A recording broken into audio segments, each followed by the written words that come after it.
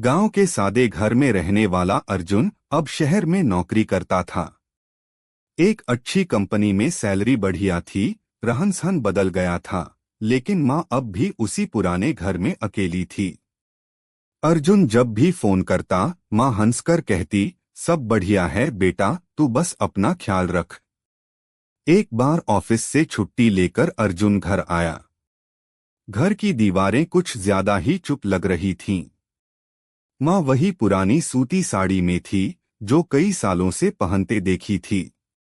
घर में आते ही माँ ने झुककर चरण छुए और तुरंत रसोई में चली गई। तू बैठ बेटा, गरम रोटियां बना रही हूँ। अर्जुन रुककर चारों ओर देखने लगा।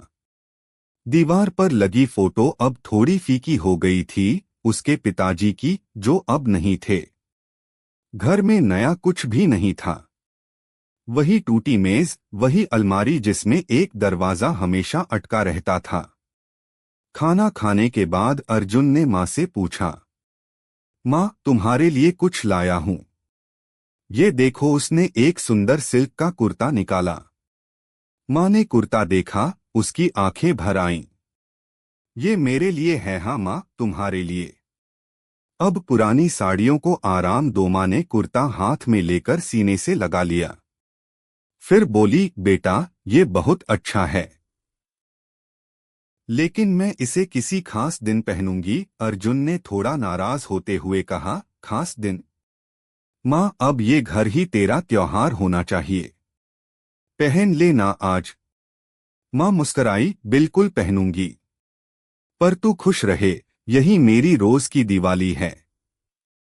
अर्जुन को उस वक्त लगा कि माँ अब भी पुराने ख्यालों में जी रही है, लेकिन वो कुछ बोला नहीं। समय बीता। अर्जुन फिर काम में उलझ गया। शहर में भागती जिंदगी, पार्टियां, मीटिंग्स, सब चलता रहा। माँ से बात होती, लेकिन बस जल्दबाजी में। एक दिन कॉल आया, आपकी माँ की तबीयत बहुत बिगड़ गई है। अर्जुन भागा भागा गांव पहुंचा। माँ अस्पताल में थी, आंखें बंद थीं, लेकिन सांसें चल रही थीं। डॉक्टर ने कहा, उम्र हो चली है, बस प्रार्थना कीजिए। अर्जुन माँ का हाथ पकड़कर बैठ गया। उसके आंसू थम नहीं रहे थे। माँ, एक बार आंखें खोलो। मैंने तुम्हारे लिए कुर्ता लाया था ना, तुमने पहनना भी नहीं। तभी नर्स ने एक बैग पकड़ा और कहा, ये आपकी माँ का सामान है। अर्जुन ने बैग खोला। उसमें वही सिल्क का कुर्ता रखा था, तह करके, साफ सुथरा। और नीचे एक चिट्ठी पड़ी थी। चिट्ठी में माँ ने लिखा था, बेटा अर्जुन, मैं जानती हूँ कि तू अपने सपनों के पीछे भाग रहा है, और मुझे इस पर गर्व है। तेरा लाया हुआ कुर्ता मेरी सबसे बड़ी पूंजी बन गया है। मैं इसे हर दिन देखती हूँ, और लगता है जैसे तू पास है। लेकिन बेटा, मुझे इस कुर्ते से ज्यादा तेरी मौजूदगी चाहिए।